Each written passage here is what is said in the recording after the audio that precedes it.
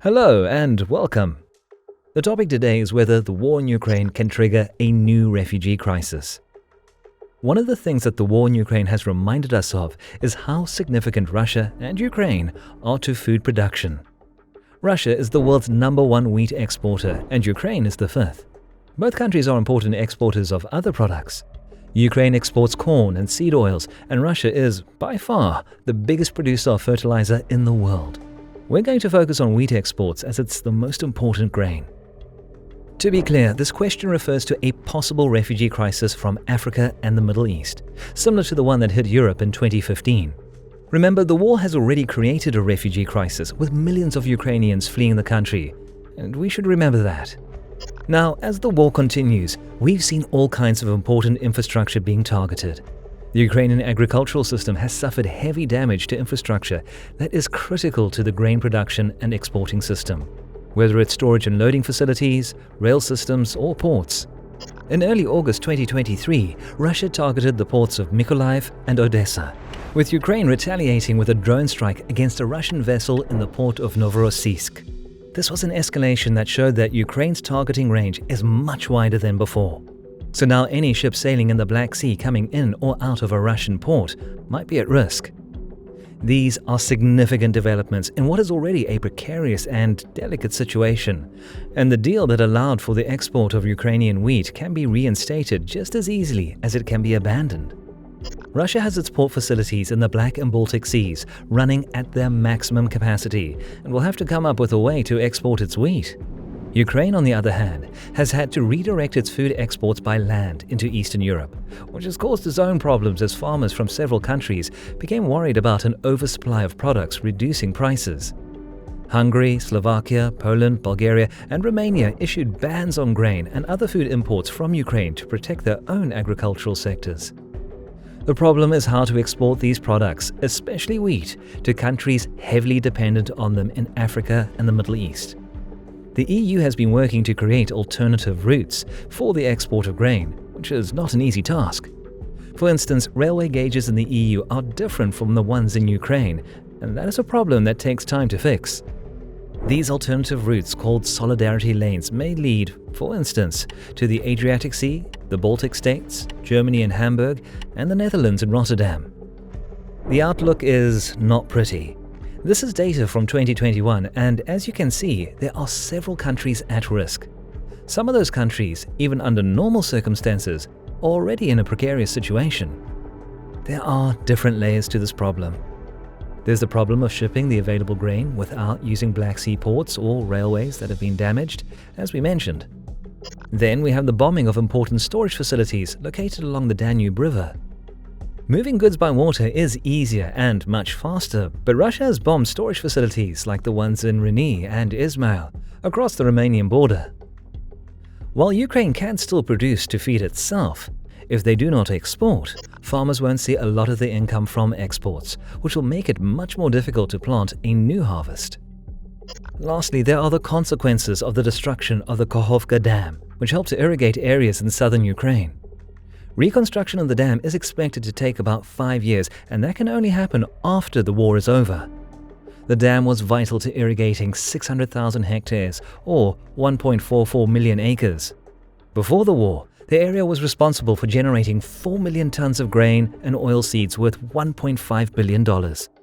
Without the help of the dam, it may take between 3 and 5 years to find water in the soil in some of the affected areas. If the situation deteriorates even further, another refugee crisis is possible, and the destination will be the same as the one before, which is Europe. If Russia triggers any large-scale famine event, Europe will be the recipient of that event on a secondary scale. The question is whether all other grain producers are able to substitute for the possible missing contribution from Ukraine. The other top 5 exporting nations in 2021, excluding Russia and Ukraine, were the United States, Canada, and France. Eastern and Central Europe, though not wheat-producing superpowers, could eventually help, combining for almost 15% of wheat export production. Someone will have to step up to avoid a humanitarian disaster if Ukraine becomes unable to export its production. The US and Canada's main export destinations are Central and South America and Asia. They too could be called to action. Russia, on the other hand, announced in July 2023 its intentions to offer 50,000 tons of grain to Burkina Faso, Zimbabwe, Mali, Somalia, Eritrea, and the Central African Republic over the following 3 to 4 months. This is not an act of kindness or moral obligation, and Russia was able to offer such a thing because they had an exceptionally good harvest. This is a way to draw vulnerable countries to the BRICS alliance, with the promise of more help. It also doesn't hurt that all 6 are producers of gold, the first 3 accounting for almost 5% of total exports in 2021, amounting to around $20 billion. Even the other 3, while negligible players in the space, all have gold as one of their main exports. Keep in mind that Russia has been loading up on gold and adding it to its reserves in the last decade. Russia is functioning as a wartime economy and can use gold to pay for the things it really needs. The precious metal could also be a big factor in a possible BRICS reserve currency. Interestingly, Russia didn't offer any grain to certain countries dependent on wheat from Ukraine and/or Russia. Countries with confirmed BRICS membership or declared interest in joining. Egypt is one of them, the 3rd most populated country on the continent, with over 70% of their wheat imports coming from Russia and Ukraine. Nigeria is also at risk and is on pace to become the 3rd most populous country in the world by 2050, already being the most populous one in Africa. Egypt will join BRICS in 2024, while Nigeria has shown interest, so they don't need to be persuaded. A similar thing happens with Ethiopia, the 2nd most populous country in Africa, which is heavily dependent on Ukraine wheat and will also join BRICS in 2024. We could also mention the Democratic Republic of the Congo, 4th in population, highly dependent on Russian wheat, and has also expressed interest in BRICS membership. Perhaps this is a coincidence. Again, it will be up to the other wheat exporters to compensate for the absence of Ukrainian grain, especially if the Black Sea becomes completely off limits for navigation of any sort due to an escalation of the war. Regarding a possible refugee crisis, no one is fleeing North or Sub-Saharan Africa or the Middle East to move to Moscow. The destinations are the same. Refugees will want to go to Germany, Sweden, the UK, France, but this time things will be different. Germany will hardly take the same approach, still trying to manage after seeing the rise of the AfD political party that makes mass immigration a political focal point. After becoming one of the countries that took more refugees, attitudes change concerning the subject, with crime and insecurity taking their toll even on some of the more welcoming people. The subject here is not normal migration, but mass migration. Sweden will certainly not have the same approach, with the current government after having to come to terms with bombings and gang warfare in its cities. For a traditionally very safe and peaceful country, Sweden registered 391 shootings in 2022, and a report found that, with comparable data, out of 22 countries in Europe between 2014 and 2017, only Croatia had more deadly shootings. From 2018 to midway through 2023, Sweden registered almost 500 bombings.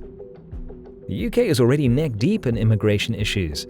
The most notable one may be its deportation treaty with Rwanda, where they want to place asylum seekers while they wait for their status to be approved. And then there's France, where another mass migration scenario may well be the vehicle that takes Marine Le Pen and the far right to the presidential office. We should mention another problem looming ahead, and that is the dissension inside the EU. Remember, the EU is not Europe, but most European countries belong to the European Union. As much as Brussels tries, the European Union will never work as a federation like the United States, because nation-states will always have different points of view with different stakes in different topics. We saw that with the refugee crisis, when Sweden and Germany went one way, while Poland and Hungary went the other. The same thing happened in the pandemic, because of the lack of coordination in vaccine acquisition. The national conscience in each country will always make its presence known. When it comes to the invasion of Ukraine, Europe's relationship with Russia after the war is a divisive issue.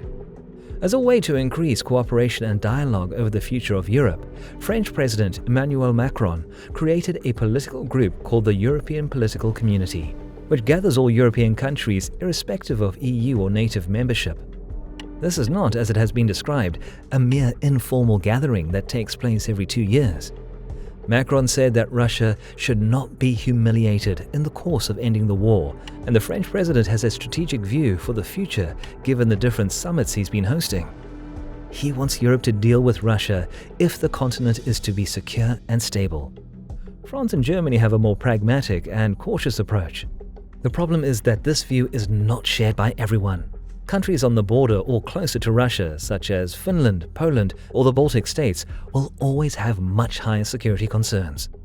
The reality is that it is highly unlikely that countries closer to Russia will ever live in a quiet neighborhood. The United States will always support them, as the American position will be geared more to encroach on Russia than to allow an approximation between Europe and the Russian Federation. These two positions are incompatible. If we add another refugee crisis to this mix as a result of the war, Europe, or more specifically the EU, will see old cracks widen. This is an ongoing situation and is not going to get solved anytime soon. Thank you very much for watching, and we'll see you next time.